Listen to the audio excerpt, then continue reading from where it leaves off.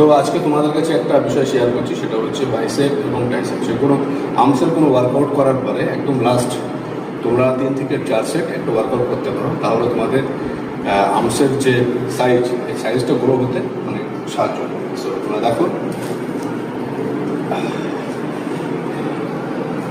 ঠিক যেভাবে আমি দেখাচ্ছি। 1 2 3 4 5 6 7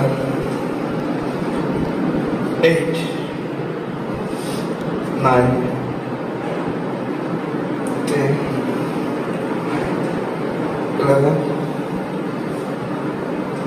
12 13 14